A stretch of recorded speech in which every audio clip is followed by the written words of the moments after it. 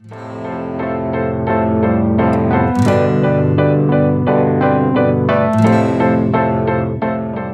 what's up guys, Pallab here from nothingwire.com. Moto G4. There is no Motorola, there is no Lenovo also. Lenovo quickly hides their name actually, maybe to preserve the brand recall value, let's say, but they did not call this Motorola as well. Same is the case with the G4 Plus. So we have only Moto G4. 12,500 Indian rupees in India and about $200 in the US.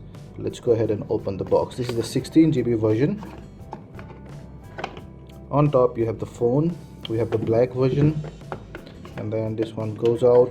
You have a turbo charger there, micro USB cable, pretty entry level earphones, and then the documentations, a lot of them, but in different languages mostly. Very boring designs, and all plastic body, and the front side won't attract much of the fingerprint, neither the back side, and it's slimmer than the earlier Moto Gs, and it's kind of at 9.8 mm. It's not exactly the slimmest phone, but then the back side kind of gone flattened, and that gives the phone slimmer and slightly more premium look.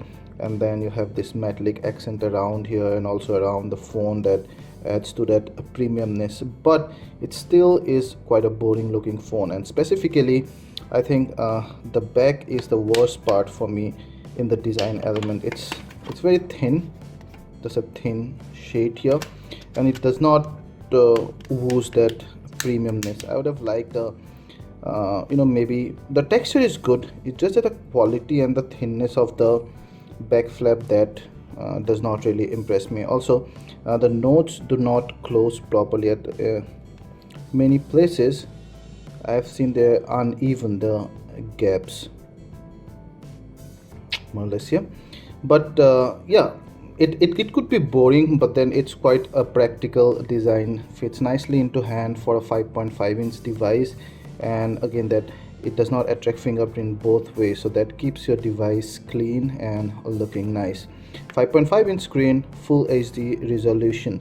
You have the front camera there, the 13MP back camera, that's the 5MP camera, and it's a tone down of the 16MP camera of the Moto G4 Plus. Equally impressive. You have a dual LED flash there, the Moto logo, a mic, power button, volume rocker, micro USB port, another mic there, then the 3.5mm jack. Here you can open the back flap, and although this guy has 16GB of internal memory, it supports micro SD card of up to 128GB or even 200GB, I guess. And you also have two separate SIM card slots, so it's not a dual hybrid arrangement. Plus, one of the best thing is because it has stock Android, maybe because of that, or maybe the hardware, the vendor enabled it, this one supports flex storage. Now what flex storage is that you can merge your SD card with the internal storage to to make it become one storage. So even if you have 16GB of storage, and if you think that like you play games a lot, and if you still think some of those games do not end up installing on the internal storage when you have a lot of game, you can use the flex storage facility here, merge your 32GB or 64GB or 128GB SD card with this one, and you'll get one virtual internal storage, adding up to huge storage. So that's a great thing about Marshmallow, this guy supports it. The 5.5-inch full HD resolution display is good, it's very good, in fact, a nice vivid display and with very good resolution. If we go ahead and check out our color card, and you would see that it has good contrast ratio, let's see, but the blacks are not very dark, so it's definitely above average display. One of the best thing about the G4 and all the Moto phones is that this comes with of course the latest Android, that's the Android Marshmallow in this case, but also it's stock Android as usual. So you have only Google apps plus a couple of Moto in-house apps, which are generally the important ones, the tools one, like those are some of those. Device help, for example, and FM radio, that's not Google's. Moto assist and stuff, but otherwise mostly Google stock Android, so you also are assured of getting the updates on time. We're gonna go ahead and check out the storage now.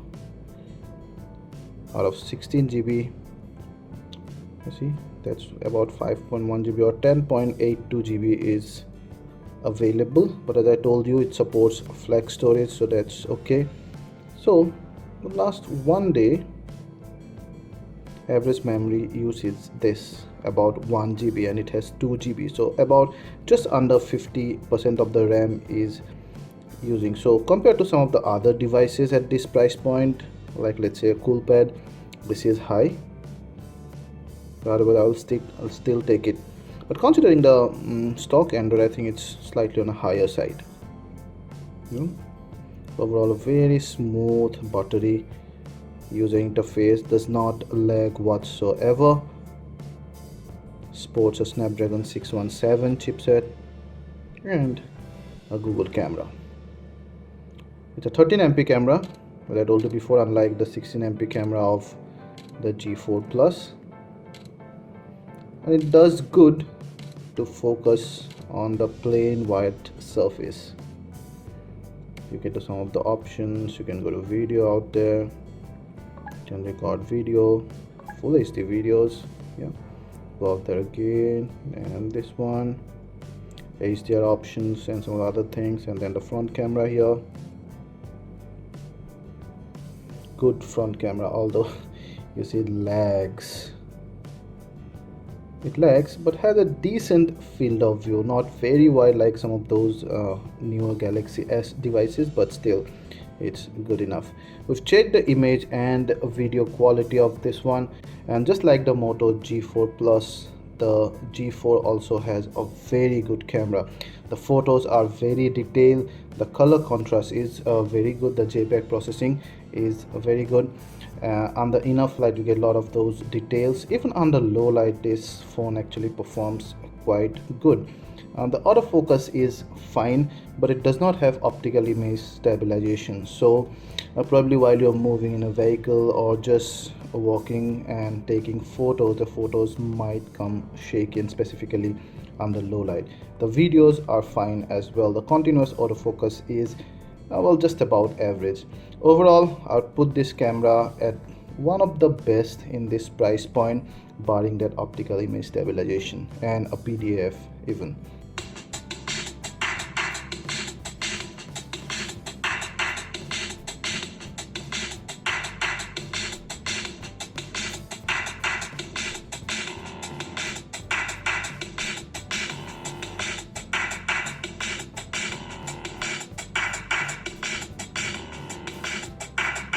I like the sound output. It's good enough loud. It has proper bass and a proper treble. The bass is deep and it's coming out very properly. It's not breaking the speaker. It's not crackling. Good thing.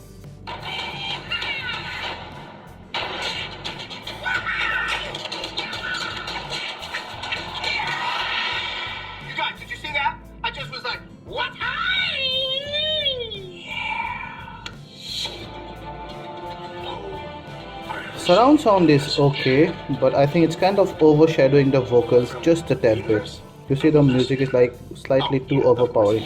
The vocals are also slightly digitally enhanced, but nothing uncomfortable.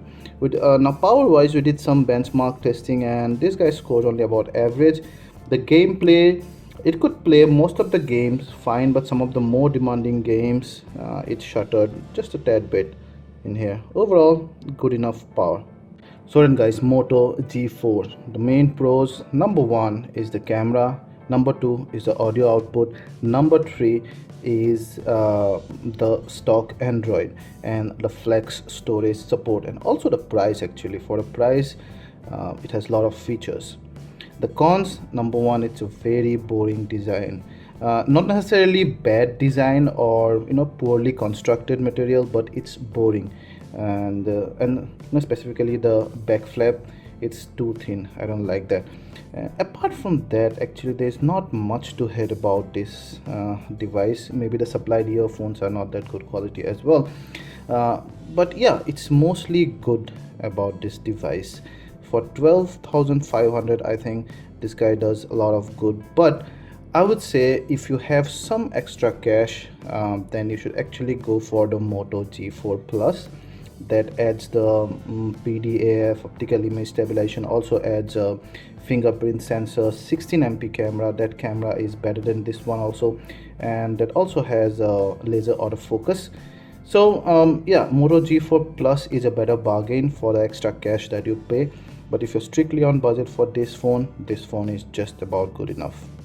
If you like this video, please hit the like button, ask anything related to this, and we'll try to answer them all. And please subscribe to our channel and share this video to share the love. You can find the best buy links in the video description. Thank you.